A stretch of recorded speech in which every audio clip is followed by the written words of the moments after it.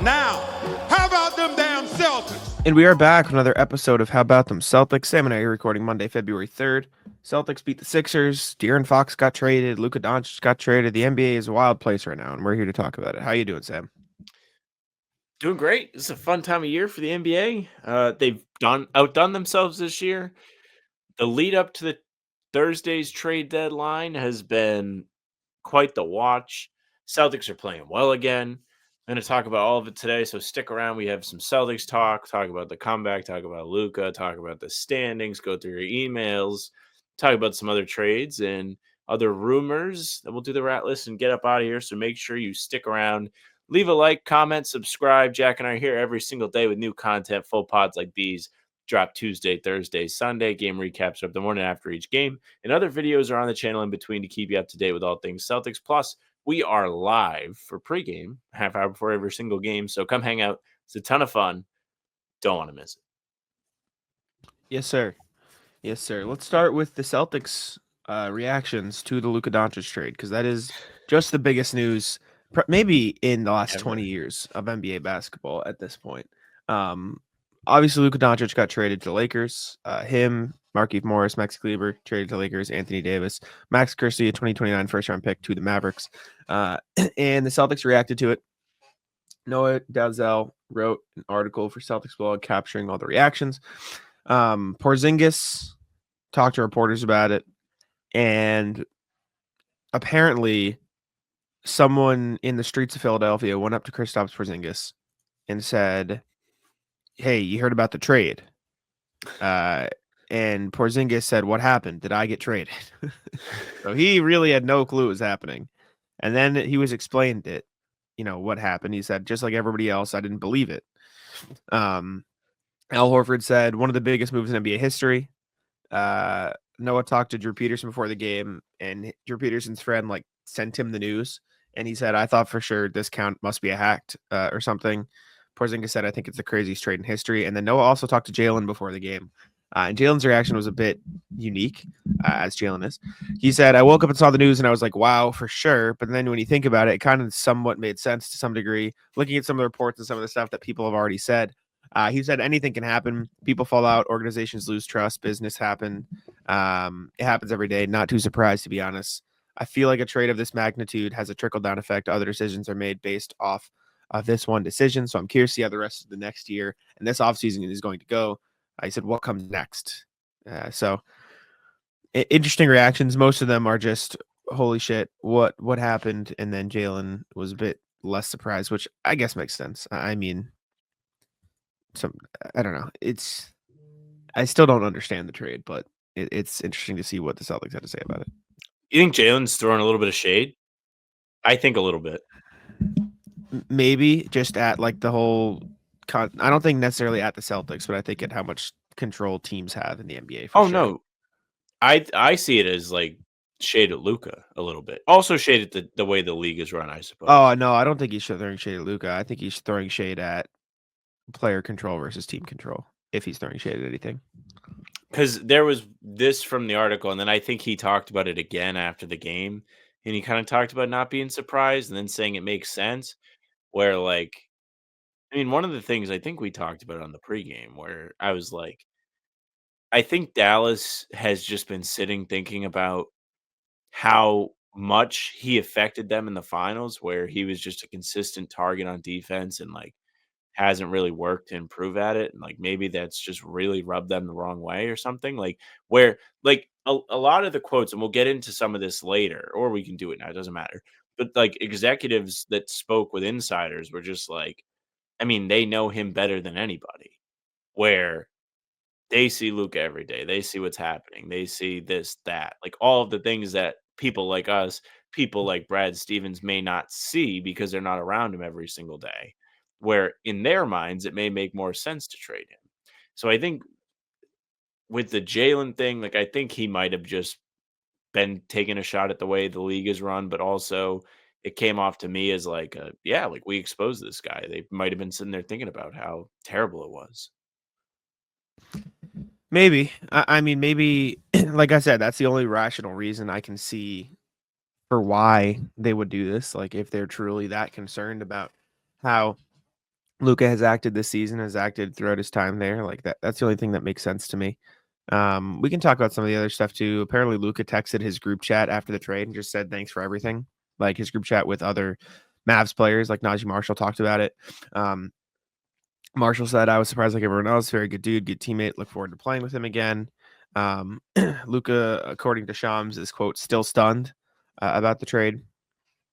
Harrison said in an article from Brad Townsend in the Dallas Morning News, my guess is he probably still doesn't want to talk to me. It's Nico Harrison. Nico Harrison also said, we feel like we got ahead of what was going to be a tumultuous summer, him being eligible for the Supermax and also a year away from being able to opt out of any contract. I mean, it sounds like Luka was completely blindsided by the trade. It sounds like the Mavs were doing it very secretly. Yeah, I don't know. The wrinkle of this where they don't want to pay him just makes no sense. It makes sense in the grand scheme of the league for like teams to think about not wanting to pay like the guy that's the best guy in their team no matter what. But Luca is a pay him no matter what guy. Take the weight, take the defense, take all of it. He still is. Still a generational player. Still incredible. Like you cannot guarantee you will ever have a player like Luca play for your franchise again. To just trade him because you don't want to cough up a supermax is insane. There Some of has to the be more to it. executives. Yeah, there has No, to be more to it. They don't I definitely don't agree. wanna I know, but, like, I'm just, like, rationalizing it in my head too, like, this isn't a, "We didn't wanna pay him because the money's too much." This is a, "We didn't wanna pay him because there are other concerns." It just has to be, like, this guy like, I'm reading some of these GM reactions in this Yep. Athletic article from David From Aldridge, David and Aldridge. Yeah. and an Eastern Conference GM said, "We need to assume the Mavs know better or know Luka better than anyone, so what should Correct. that say? Easy for outsiders to say they should have done something differently." He said, another GM said, "Is that a sign of things to come for even the face of a franchise?" An executive texted, "Seems Luka's immaturity and diva behavior played a big role. Possibly ego and emotion played a part with Dallas leadership along the fact that they're big believers in AD. The return they received for a 25-year-old five-time All-NBA superstar seems very light, but they know the guy much better than anyone else. This was a no-brainer for the Lakers, although he could walk in a year. If you're Dallas, you probably need to win a championship this year or next, and you better be right that paying Luka $345 million would be the wrong thing for a franchise long term." Yeah, and just to kind of like pile on with things that have been in the media space since this all happened, uh, Kirk Goldsberry went on the Bill Simmons podcast and was talking about this with Bill. And one thing he said that kind of stuck with me is maybe Dallas was afraid of this becoming like an Embiid situation where he's making all of the money and isn't able to stay healthy. And it's really hindering the team's ability to capitalize on, the window where they've spent all the money to bring in the talent and make the best push possible for a championship. If you're a front office and you really don't believe that the guy that you're putting all the money into is going to be durable and to be out there and to be motivated to be in the best shape that he can be, it's somewhat understandable. Like this, I think we've all like collectively did some coping with this too, Jack, where I think we're like trying to make it make sense in our heads and we're just like, well, something must be up. Like they have to know something. You have to. But like if they're right, then sure, it makes sense. But on the surface, it does not make much sense at all. Mm-mm. No, I read a thread this morning, and I really wish, excuse me, I had it because I don't know where it is. But there was like this big theory from like a Mavs lawyer slash litigation person, or not Mavs, but like somebody in Dallas, right? Okay. Who works in that field, and his like tinfoil hat theory, like version of trying to make sense of this is the Adelson family wants to open a big casino in Texas, but gambling isn't legal. They want to use the Mavs, and Adelsons are the guys who bought, excuse me, majority stake of the Mavs from Mark Mhm. Cuban. Like his theory or tinfoil hat, whatever conspiracy is, they don't actually care about the Mavs. They want to use the Mavs as a means to open a giant casino in Texas and open the Venetian of Dallas, or whatever, right? And Texas litigation, Texas lawmakers will never allow that. And by trading Luka, right now the Mavs are one of the four most popular like viewership bases ever. Like they everyone watches the Mavs, so you would never get they're there. They're Dallas. Nothing's going to happen. However, by trading Luka, you virtually ensure that the Mavs, or you're betting that the Mavs will be ass in 5 years, right? Which could, tank viewership. Mavs have already lost 700,000 followers on Instagram since the Luka trade. Like, people will be bad. So if Texas lawmakers don't allow them to open this big casino with the Mavs at the center of it, and the NBA also still wants to move to Vegas, and the Mavs are bad by the time it's time to relocate something to Vegas, maybe the Adelson family could get to move the Mavs to Vegas But if don't they we are think bad that enough. the expansion is just going to be Vegas? Yeah, unless the Adelson family makes a push and say, hey, we want to take the Mavs to Vegas and put a team somewhere else, or put them in Vegas, or whatever, blah, blah, blah. I don't think it's true. I'm just saying this is another conspiracy. Like, what do you mean they're over the poll? They own an NBA team. They are one of 29 or 30 people who does actively have the poll to at least try to make that happen. They literally, like, they are one of 30 people on the planet who could try to do that. But if the NBA is expanding, right, Jack? Who are the bidders for these expansion teams paying? They're paying the league, right? I'm not saying this is true. I am saying this is the conspiracy theory that this Dallas lawyer came up with. And I don't think it's impossible that if the Adelson family went to the NBA and said, hey, we will pay to take this team to Vegas, and then you can have another team also pay even more on top of that to take a team somewhere else, that they say no.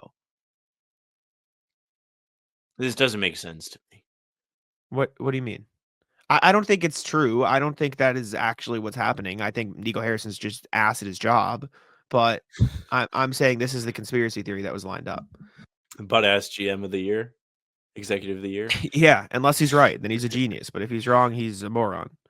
This ownership stuff does make you think, though, because Cuban, as the owner of the Mavs, one of the great owners, like, was all in on the team, very committed to trying to put like a good product out there, win as many games, win as many championships, always wanted to be competitive. They should think a little bit about Wick. When Wick is the owner of the Celtics, wants the team to be great, wants them to compete. This is something for Celtics fans to think about. Doesn't mean the boogeyman is coming. It doesn't mean that the world is ending.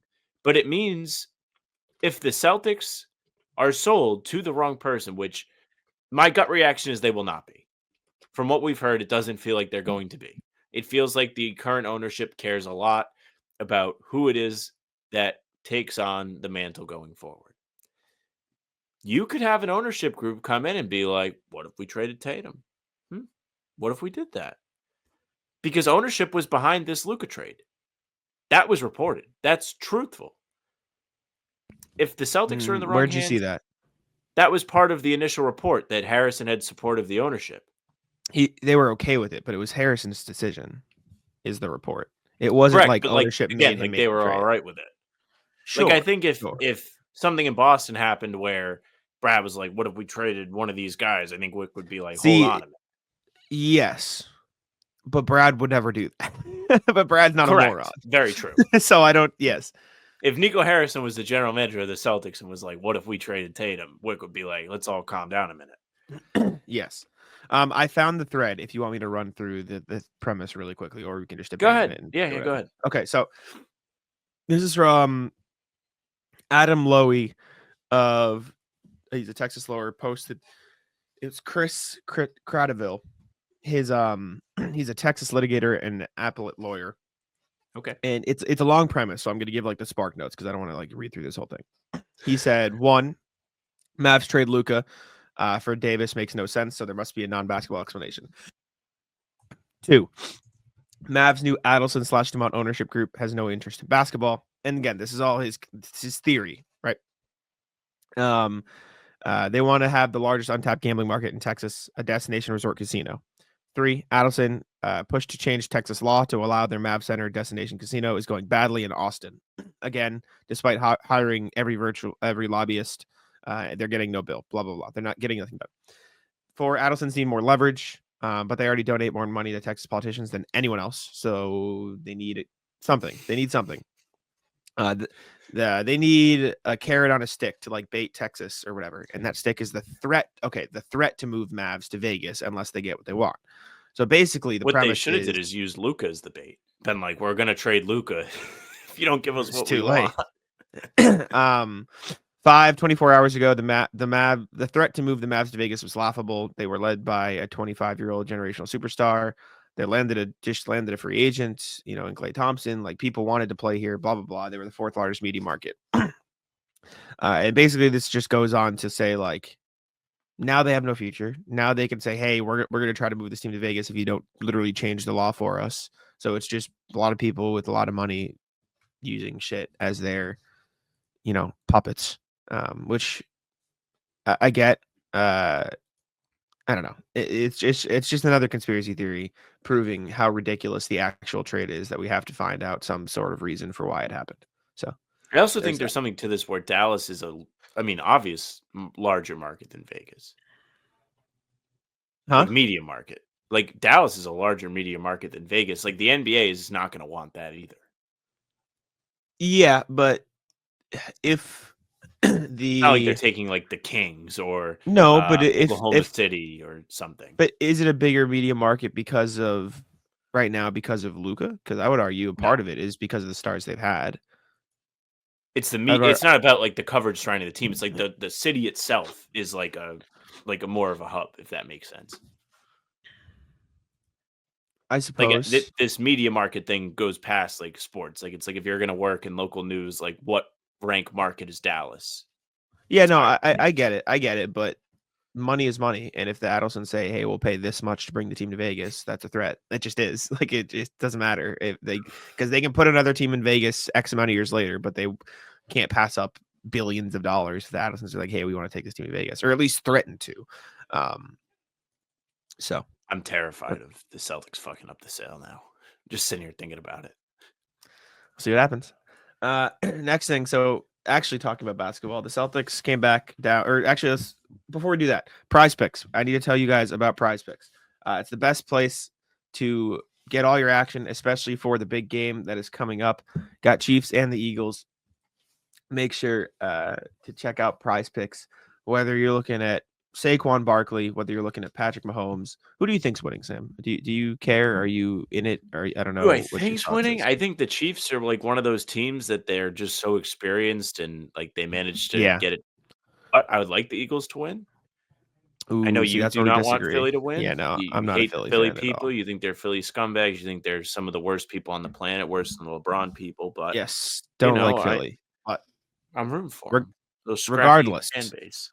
regardless, make sure to check out Prize Picks for the big game. You can look at Saquon Barkley, more or less than 112 and a half yards. Jalen Hurts, more or less 100 or 215 and a half passing yards. Travis Kelsey, Xavier Worthy. Everything going on Prize Picks makes it the best place. You can even take a look at their big game free pick, which is a discount. Which the free pick is Patrick Mahomes. Will he throw for more than half a passing yard? I would guess yes. If I The if answer is I was no. to take a look at Prize Picks, I think that would be a pretty good one for me. So make sure to check out Prize Picks. They got a bunch of good promotions. It's the best place to get all your action. Download the app today and use code CLNS for $50 instantly after you play your first $5 lineup. Again, download the app today and use code CLNS to get $50 instantly after you play your first $5 lineup. Prize Picks, run your game. All right, now let's talk about the Celtics 26-point comeback over the 76ers. I talked to Jake about it last night. I'm sure you also did on late night. Yeah. But Celtics were dead in the first half, climbed all the way back between um, or behind a huge shot making performance from Jason Tatum and Jaylen Brown, managed to earn a win over the 76ers. And your what is this? How significant is it? Is your question that you spawned Yes. from that comeback? You want me to talk about it? So Sure. with this, like this is the first time this season we've seen them, well, other than Milwaukee. The game in Milwaukee, they came back from quite a few points down to beat the Bucks. this is a very rare thing this season for the Celtics to look dead, figure something out mid-game, storm back, finish the job. Excellent win yesterday. Perhaps the best of the season. I think the Milwaukee win was so great when it happened. But is this, I don't want to say a turning point, but like almost an eye opener. Like maybe they're a little bit fixed. Maybe they've figured out what was wrong. Because over the last 2 months, when they have been struggling to find any sort of consistency, this is not something that they would have been able to do. Just look at I said it to Jake on the show last night. Look at the Raptors game in Toronto. Somewhat similar situation. Raptors are kind of depleted, not playing great basketball, don't have the strongest roster. Celtics look horrible, but they're not completely out of the game in that one. They aren't able to find any sort of perseverance to get themselves back in the game, to come back, to overtake Toronto. Against Philly, they did. And granted, it sadly plays into the when the shots go in, everything is easier. But they, as much as they started to make every single shot in the fourth quarter, they also had to turn it up on the defensive end. If they make every single shot in the fourth quarter, but still allow Philly to score the ball, the comeback probably doesn't happen. What was it, 25-1, the run to get back into it yesterday? Defense Something is a like that, massive yeah. part of that. And that's It so is. exciting to see. The energy was great. Defense was a big part of it. And I don't think you're going to like my reason for why it happened. And I don't think a lot of people are going to like my reason for why it happened. In the first half, they missed shots. In the second half, they made shots. They were getting the same exact fucking shots in the first half, and they missed. And then they got the same exact shots in the second half, and they went in. Now, don't get me wrong. The defense was infinitely better. They did a much better job. But also a part of that was it largely eliminated their transition points that the 76ers were getting. And why that was eliminated is because they made their shots. And I mean, it sucks we'll do the that it dance was, all year then. huh? We'll do the dance all year then. Like, don't get me wrong. Don't get me wrong. They were not good at closing out at shooters in the first half, and they did a better job. Like, there are objectively other things outside of what I am saying, right? They did a better job pressuring ball handlers. They did a better job targeting Maxey on defense defensively. They did a lot of things better. But at the end of the day, we could go watch all of the shots they took in the first half. 70% of them were wide open. Some of them were layups, and they just missed, and it sucked.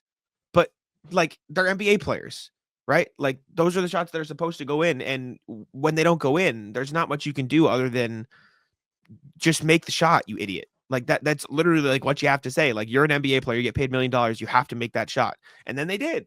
And it helped their defense. And I'm not saying their defense shouldn't be better when their offense isn't playing better, but I think this was a good example of, like, look how easier it is to play defense when you're not scrambling to defend after you miss a shot and the Sixers are able to run on you every possession. And again, like, I know it's easy just to put it out there, but like, look at the shooting percentages. Look at the shots they were taking in comparison. So I don't know. I think that was a huge part of the reason they came back, and people aren't gonna like that I'm saying that, but I believe it. I mean, they literally made, like, I want to say 10 shots in a row or something down the stretch. Like, that's very real. When the shots are going in, it's much easier. They still had to fix everything else that you said. You listed several other things that they did better. And the fact that they tied it together, they tightened things up mid-game, is nothing to sneeze at. Regardless, shots in, shots not in. Tatum came out after the game and talked about it, where he was like, Joe sat us all down at halftime and was like, do you guys want to play? Do you not want to play? If you're tired, I'll sit you out. We'll put the stay ready group in, and so on. They didn't get their way in the third quarter, obviously, right away. They fall down 26. The lead balloons up to that, but they closed the quarter strong. What was it down to at the end of the third? I want to say they got down to like 15 or 13 or something. They get a stop, and then Jalen makes a layup right before the buzzer in transition. I have to look. I don't know off the top of my head. It's something like that, where they made a significant push, and they did a great job of staying focused, digging in, still getting the stops. And that is a big part of why they came back. They turned the tide before everything started going right for them on offense. End of the third, they were down 14, 14. which is So that's a cutting into big the chunk gap that they cut significantly. away. And Mhm. that's great work. And granted, someone listening to this can go, well, guys, like another big factor in this is Philly had me and the boys playing, which is very true. Maxey was incredible in the first half. They slowed him down in the second half. He only scored 11 points after killing them. And when you're watching the first half, you're almost thinking to yourself, is this just how it's going to go every time they play Philly now? Maxey is just going to have his way with the Celtics? And they said, no, that is not what's going to happen. And that was nice to see as well. Yeah. They absolutely, like, I don't want to like ignore everything else they did better in the second half versus the first half. Like I said, I think they closed out on shooters better. I think like they were more active on defense. I think their energy was a lot better, and that shouldn't be something that changes if you're making shots or not making shots. They shot like what 30% in the first half and 50% in the second half. Like, shit, man. Like, that's a pretty like stare you in the face change that happened. And I don't think it's like the same way it's not fair to ignore their improvements defensively. It's also not fair to not acknowledge the fact that they missed like all of their open shots in the first half of the game, and they made all of their open shots in the second half of the game. And so I think it's just a healthy mix of both. And I definitely think one thing makes the other thing a lot easier, or both things make the other. It's like a symbiotic thing that they make the other easier. Just when you do one thing well, it makes the other thing easier. And when you play defense better, it makes your offense easier. Yeah. I mean, shots going in is a big part of the game. There's no disputing that. It's what you can control. And they took control. Like, there's no doubting that they took control in this game. Mhm. I'm trying to see the difference of excuse me, how they shot in the first half versus how they shot in the second half. I need to check if it's updated though, and I don't think it is. So never mind, I can't look. What are you looking for specifically? I want to look at open shots, how they shot on open shots. Actually, this might be updated. So I think this is in their last game. I just need to check that the NBA.com stats is updated to uh, last game being the Sixers game and not last game being like the one before that, because sometimes it takes like a day to update some of the more in-depth stats they have. So I'm checking like I'm like matching up the 3-point percentage. Okay, yeah, this is updated because the Celtics shot 42.9%. So in excuse me, the first half, or I have to go quarter by quarter, I think here. So first quarter of last game on open and wide open shots. I just need to see this because they were missing ridiculous shots Yeah. in No in getting that game. around it. They missed shots. And so I want to see. So first quarter of their last game, or I'd go half by half. Perfect. First half against the Sixers on open shots. So a defender 4 to 6 feet away, they shot 3 of 14. They were 2 of 4 on 2-pointers. And again, this is with the defender nowhere near, and 1 of 10 on threes. And then wide open shots, 6 defenders 6+ feet away. They were 5 of 16 from 3 and 1 of 1 from 2. So 6 of 17 from the field on a wide open. So that means combined on field goals where defenders were 4 or more feet away, they were, what is this? 9 of 32, 9 of 31, 9 of 31 on shots where defenders were 4+ feet away from them. It's unacceptably bad. Like, that is, you deserve to lose the game, and there's nothing else you can do to change it except just don't be a moron. Bad.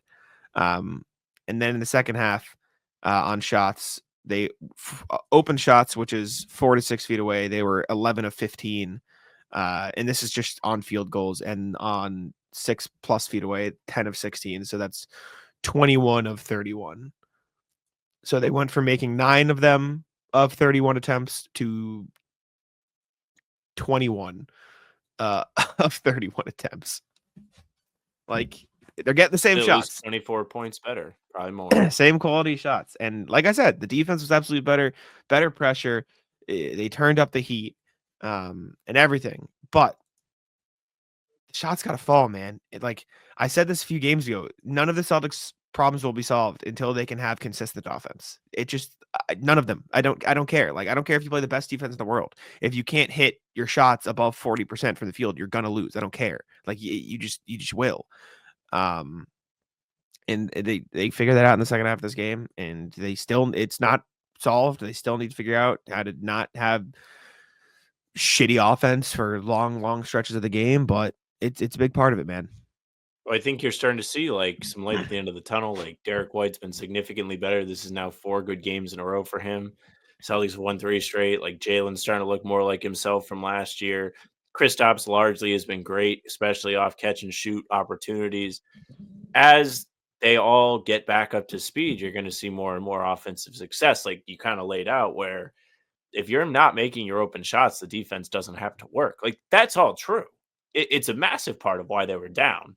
I think just the overall effort and collective, like well played game they put together, despite being like dead, was so impressive because I don't think we've seen them adjust or lock in the middle of a game very many times this year. And last year, it felt like you could always kind of count if they did somehow miraculously end or like for the other team miraculously end up down, they were fighting back. And we haven't seen as much fight this year, and that was a good thing to see. Yes, for sure. Absolutely. Okay, let's go to the email here. Let's see what y'all have to say about this game, about some other games. Reminder, as always, you guys can email us at hbtcpod@gmail.com. That's hbtcpod@gmail.com. We read them every full pod. And we don't have any today, so I'm talking for nothing, which is great. So thank you guys for the emails. Make sure to send them in. We have one about the SEO of our YouTube channel, but I'm not going to read that. So let's instead go to the NBA standings. All right. Let's check in, go to the NBA section, check the standings, see who's winning, who's losing. Before I even pull it up, I know the Cavs are still in first, so I can tell you that. Cavs are still in first. Celtics are still in second. Knicks are still in third because that hasn't changed in months. 40-9 Cavaliers, 35-5, 35-15 Celtics, and then the 32-17 Knicks. Celtics still 5.5 games behind the Cavs. Knicks still 2.5 games behind the Celtics. Then you got the Pacers, Bucks, Heat, and Pistons all above 500, hanging out in that 3-7 slot. Heat and the Pistons are tied at 15 games back, but the Heat have the slight advantage on win percentage. Magic, Hawks, Bulls rounding out that 8, 9, 10. Sixers still on the outside looking in. Then you got the Raptors, Nets, Hornets, Wizards rounding out the Eastern Conference. Raptors 8-2 in their last 10, Jack. Everything's coming up, Jack, where they actually might be competitive if they have Look, their guys are healthy, man. Guys are healthy. Finally, I'm saying, like, I stand on it. If this team's healthy, I think they're a play-in team, and I don't think they will be because they weren't healthy for the longest time, and I don't think it's worth them being good anymore. But they have, on paper, they have a good roster. The funny thing is, they're still like 3.5 games back of Philly. Yes. 8-2. No, they're cooked. They've literally won half of their games on the season in their last 10 games. 16 total wins, 8 in the last 10. I mean, good for them trying to figure it out, but maybe also bad for them if they're affecting their lottery odds. If they're into that, good year to be at the bottom. Just saying.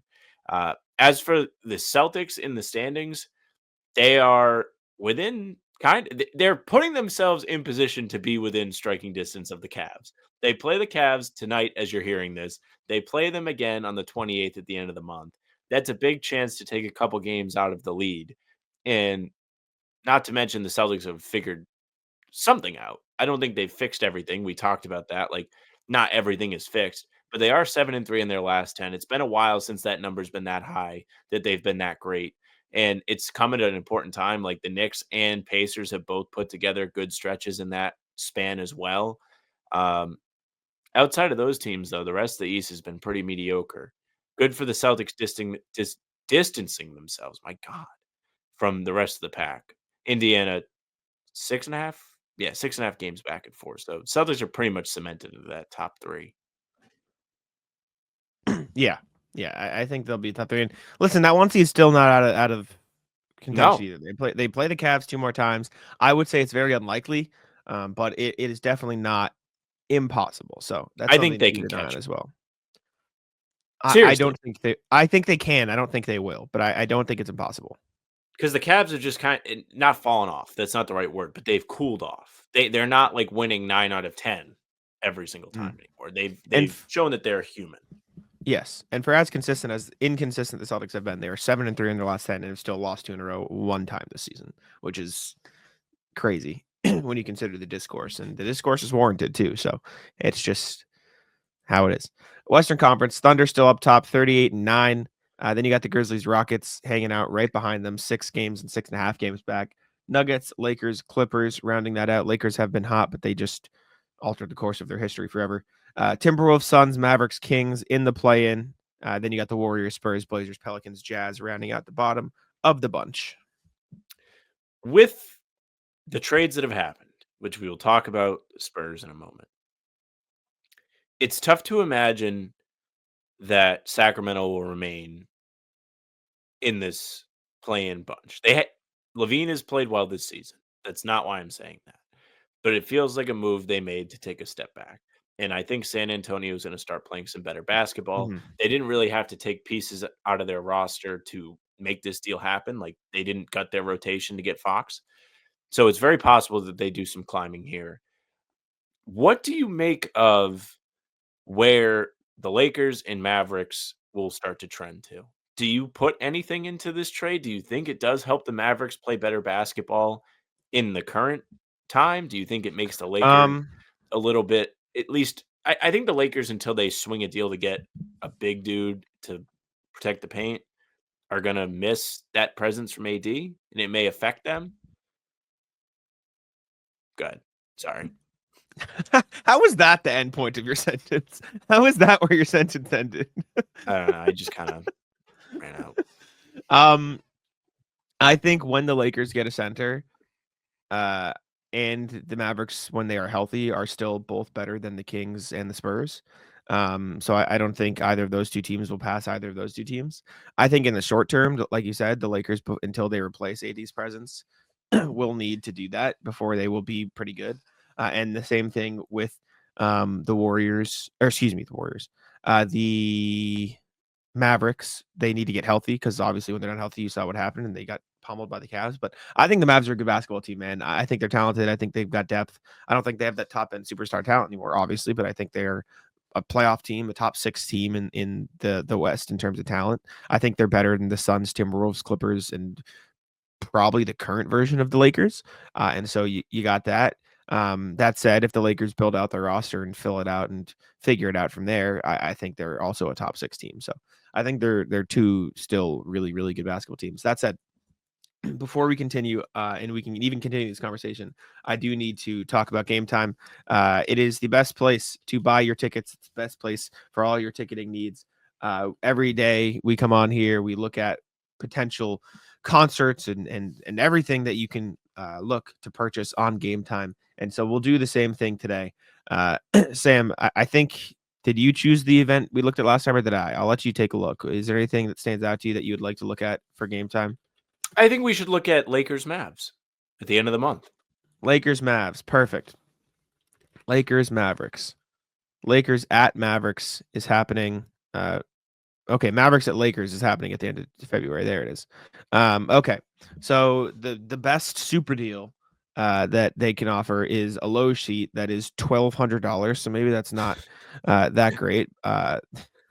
There is an amazing deal right here that is $327 a piece. That's actually not too bad considering it is in Staples Center or Crypto.com Arena, whatever it is.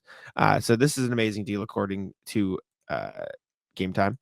The best part is when your Wi-Fi isn't lagging like mine is currently, you can see the view from your seat. It's really nice to get to see wherever you're sitting in the arena. Again, my site or my computer is just not having a fun time right now, so that's the reason you can't see it. There it is. There's the seat view. For this amazing deal, it tells you exactly what type of deal you're getting. It also includes the fees, so you know that you are paying exactly what the price is. There's not going to be any hidden fees. There's not going to be anything added at the end of your checkout. There's curated deals to make it easier to find the best price. The super deal is the best value. As I showed you, there's amazing deals. They rank them like that. It also shows you the fire emblem next to the cheapest deal. You get on-time ticket delivery, lowest price guarantee, events cancellation protection, all that good stuff, all from Game Time. Like I said, it truly is the best place to buy your tickets to any event, basketball games, whether you're seeing the Lakers and Mavs, whether you're seeing Gracie Abrams in concert, anything you want to see. Download the Game Time app, create an account, and use code CLNS for $20 off your first purchase. Terms apply. Again, create an account and redeem code CLNS for $20 off. Download Game Time today. Last minute tickets, lowest priced, guaranteed. All right. As you were saying, do you want to just jump right into De'Aaron Fox as we continue our conversations? Yeah. De'Aaron Fox got traded to the Spurs. There you go. De'Aaron Fox and Jordan McLaughlin go to the Spurs. Zach LaVine, 3 quote-unquote first-round picks and 3 seconds go to the Kings. Then Trey Jones, Zach Collins, and Kevin Huerter and their own first-round pick back, control of it, go back to the Bulls in a 3-team mega deal that happened like 24 hours after the Luka mega deal. So there you go. De'Aaron Fox is a Spur, which is very, very cool. And the Kings show the Mavericks how to handle trading away your guy. They received 3 picks back in the deal. They also get Zach LaVine, who is having a good season. He fills the salary slot. I don't know what this does for them in terms of like this season, what it's going to do, where they're going to end up in the standings. It allows them to stay competitive, in my opinion. It's a little funny that they've essentially just been like, hey, we'll just put the Bulls team together from last year. Yes. Yeah, no, exactly that. The way I phrase it is they made the most out of a shitty situation.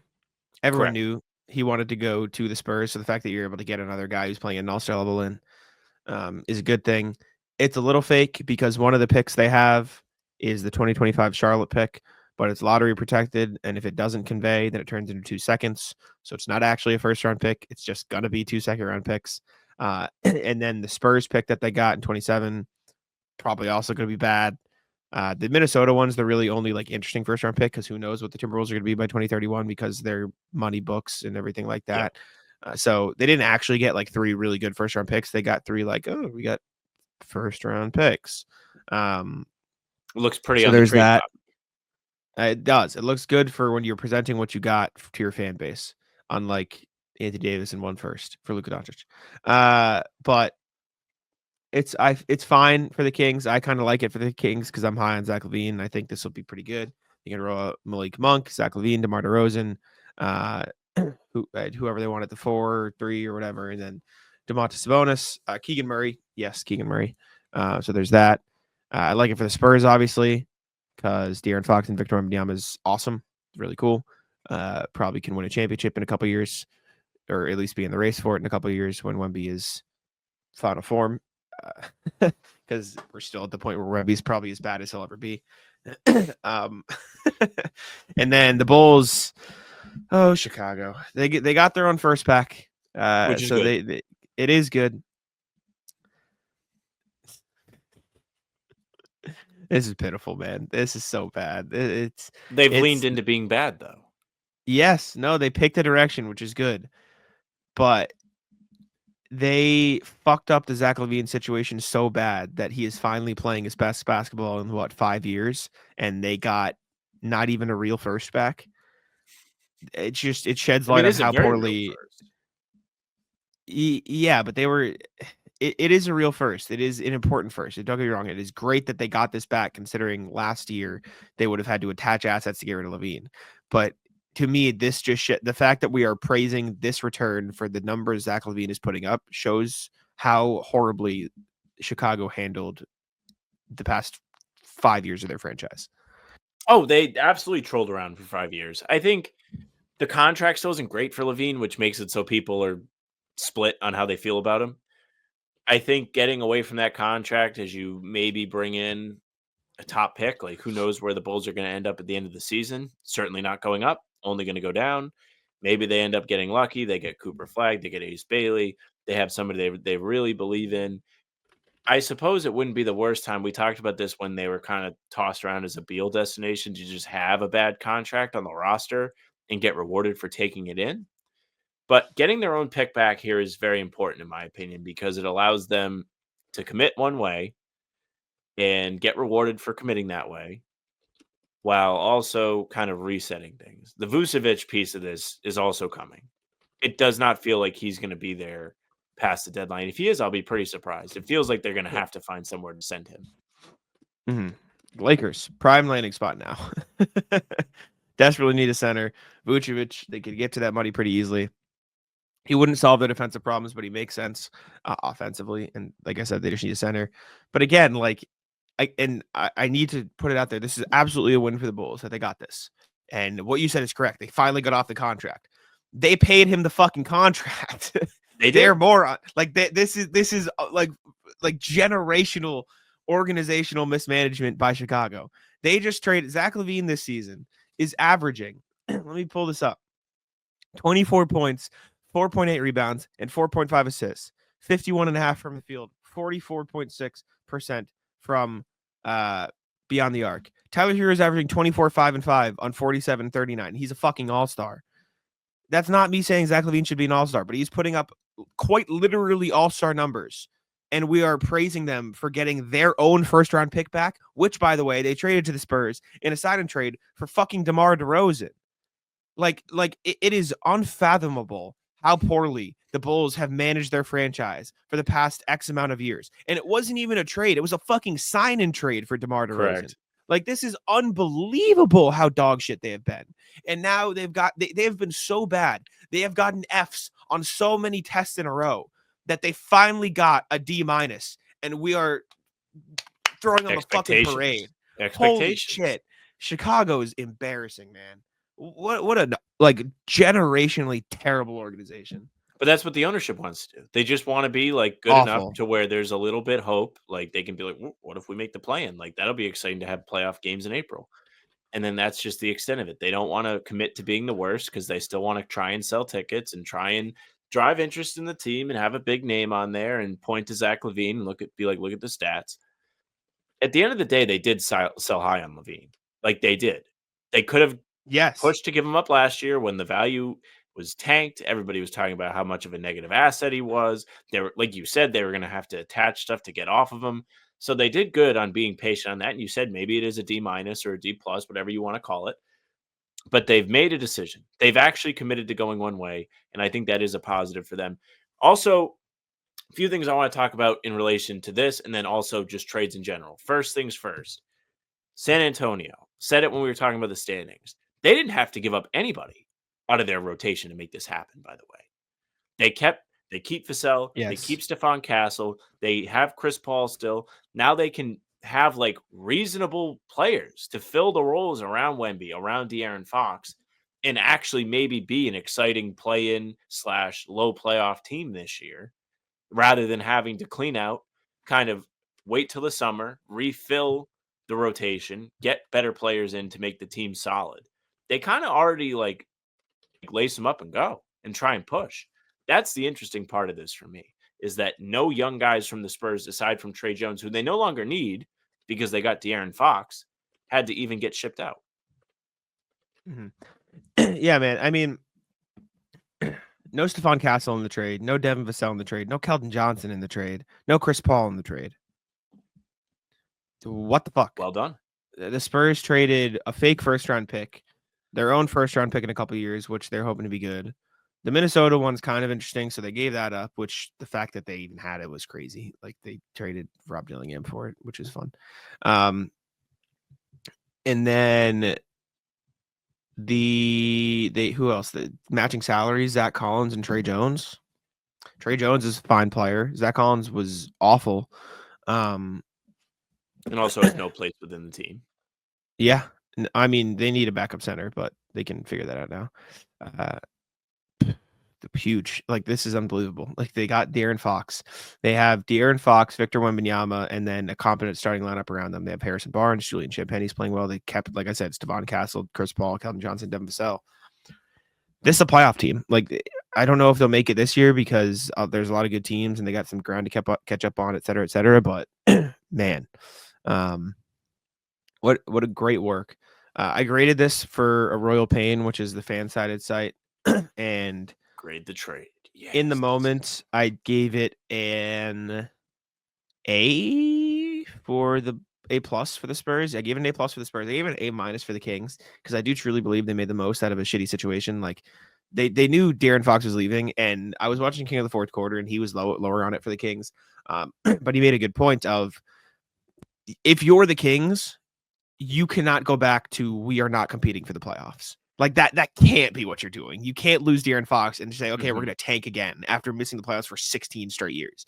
And so by getting Zach LaVine, you at least commit to, all right, we'll at least be in the mix, which is, I think, a positive. And then I gave it a C+ for the Bulls, or a B for the Bulls, which is more generous, but the context of going from the worst organization to, hey, we got a first back is a good thing. I can't believe that this is actually the point in discourse where we're at, but it is. So it is what it is.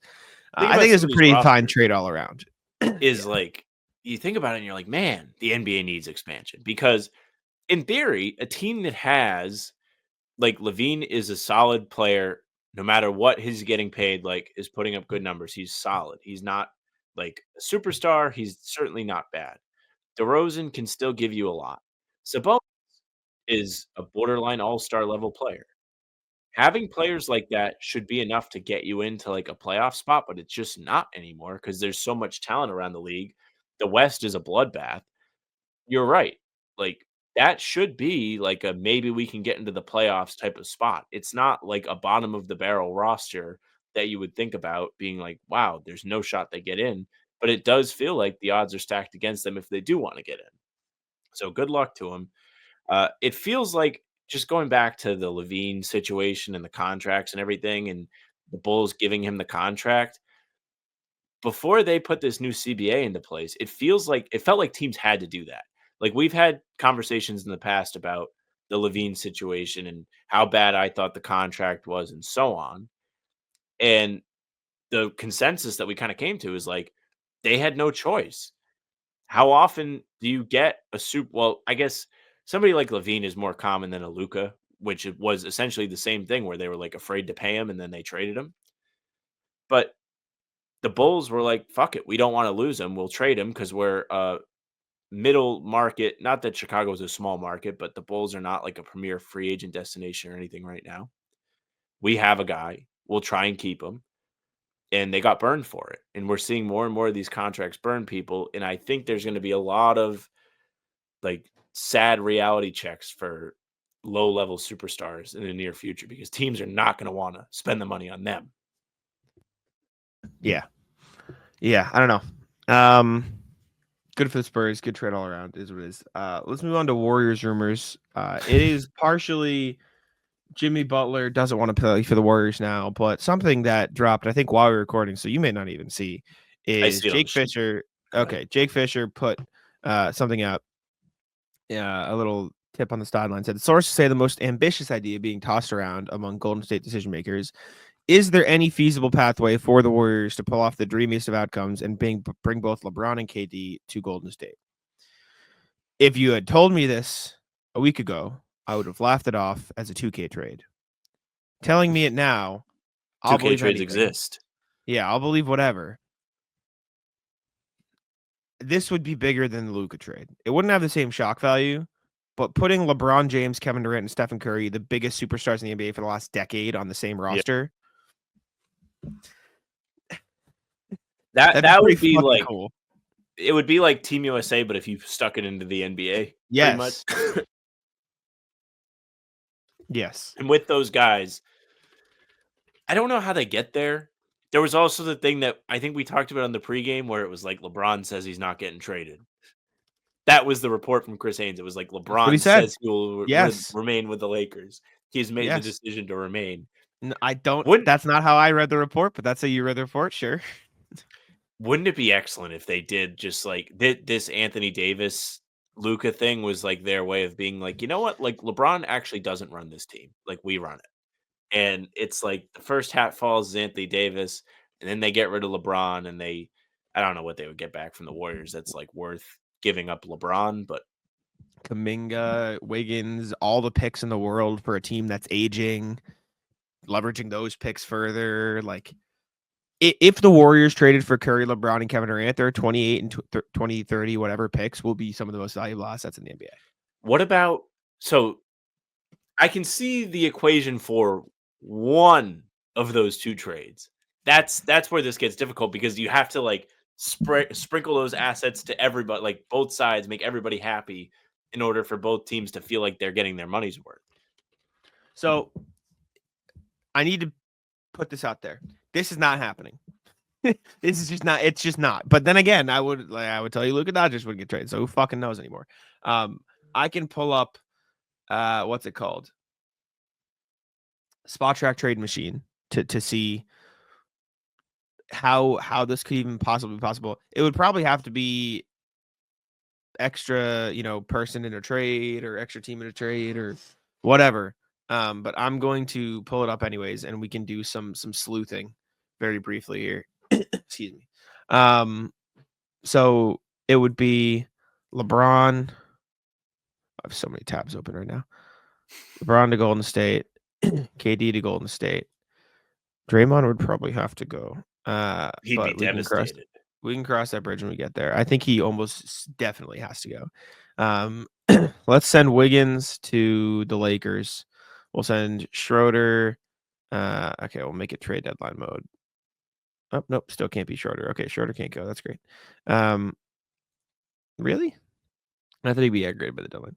Okay, we'll send Gary Payton to Phoenix. I'm literally just sending pieces for the sake of sending pieces now, just to make the matching salary work. Why isn't this working? Why isn't it popping up?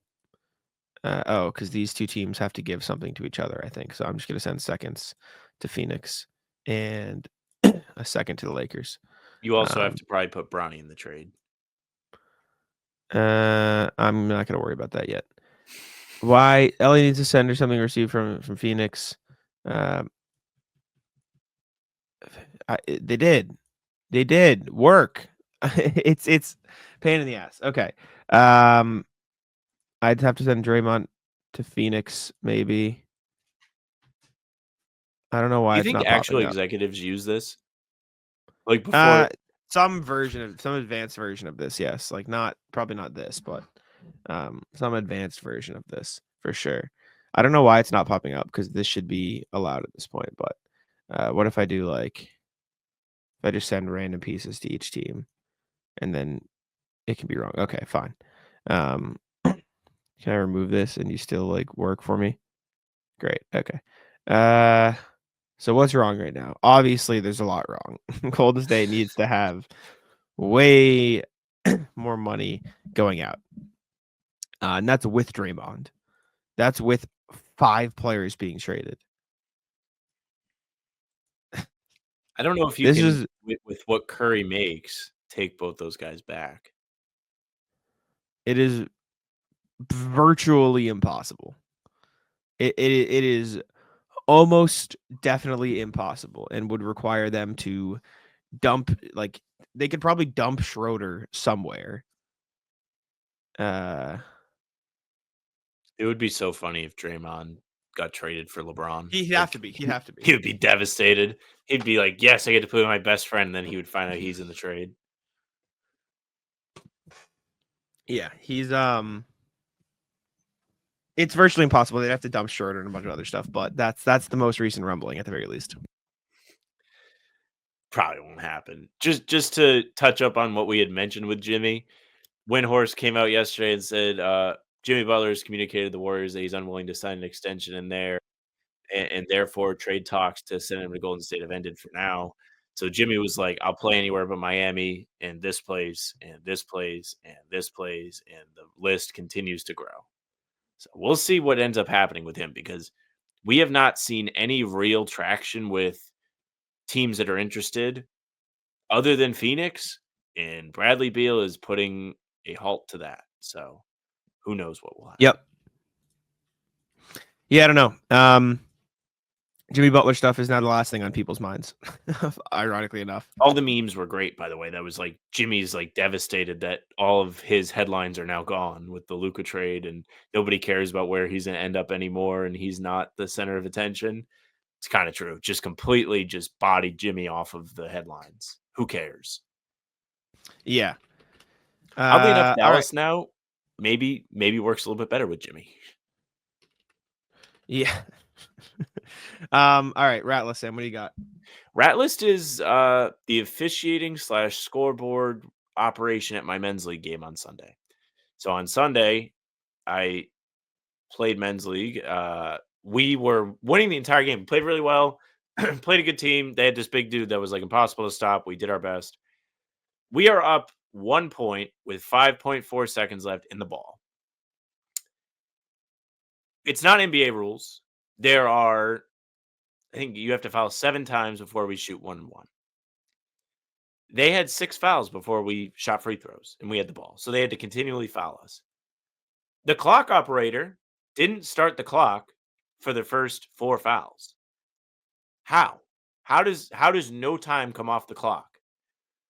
So they finally run it down.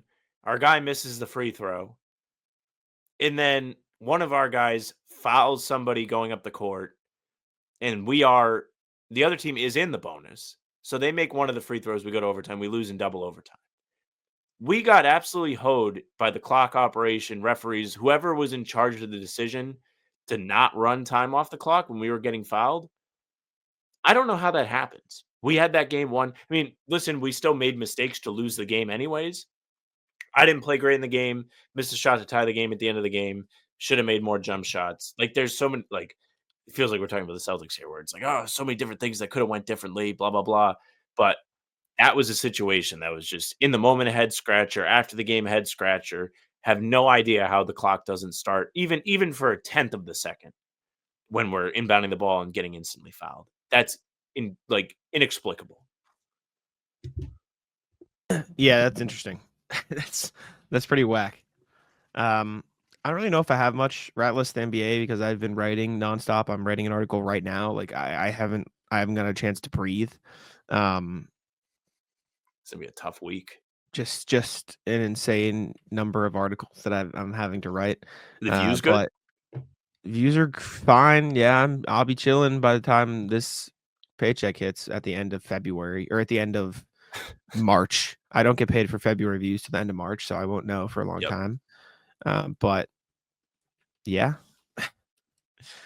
Ratless the NBA for moving too fast, but anti-Ratless the NBA for being the best reality TV show on the planet. Rat List is I still can't believe I fell asleep a half hour before Luka. Like I'm so sad that I missed out on all the fun on Saturday because Jack did a tremendous job of running the streams, like had the carousel of guests come in. It truly was like a great live production. Well done. Like you did the edit of everybody's best takes, really capitalized on the moment really well. I was just bummed that I was asleep for all of it. And waking up to find out was just so funny. It was like I didn't get to experience the, "Oh my god, I think Shams got hacked," as everyone else did. Like, I was aware that it was real as soon as I saw it. Man, what a moment. What an absolute moment in history. Yeah, no, that night was insane. I mean, I wasn't even sure I was gonna go live. My whole group chat was like, Jack, you gotta go live. You gotta go live. And so I went live and then we had a great time. It was very fun. Like I truly It was a great play. Yeah, I mean, it's now the biggest stream in How About Them Celtics history, and it literally had nothing to do with the Celtics, and that tells you just how massive that individual trade was. So crazy. I mean, it's been a crazy 48 hours. I still don't believe that Luka Doncic is a Laker. Like, I that still doesn't like make sense to me in my brain. I know it's a thing. We're gonna see both of them play for their teams probably this season, but the fact that like I also think it's crazy that it happened mid-season. You know what I'm saying? Like, that's insane. Yes. It's just insane, man. Because these in-season trades usually don't translate to like great teams or at least like great success in the second half of the season because when the pairings or the new guy eventually works out, it's after they've had time to reshape the roster. Like, just look at the Mavs 2 years ago, right? Trade for Kyrie and Luka. They don't even make the playoffs. Then they have an offseason to kind of bring in the right guys, figure out what they want to do with the team, and then they make a finals run. There's usually more work to be done after just so much is gutted.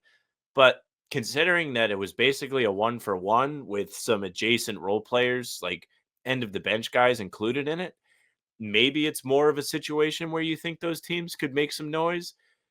But just overall, we'll see what happens. I don't know, like, if I buy the Lakers as, like, a championship threat right now. Depends what they do before the deadline. There's But more they to be can be done. in the Yeah, next yeah, 10 like, years, which is the they have reason. the opportunity to Yeah. make moves and really compete. For sure. I mean, you now have Luka Doncic for the next 10 years. You are basically guaranteed a playoff spot for the next 10 years. It's great for Lakers. I mean, they are. That's what it is. That's how this works. We're That's how good starting to Luka get Doncic is. a little bit more stuff trickling out about this. This is from FanDuel TV, Chandler Parsons, who played in Dallas for years.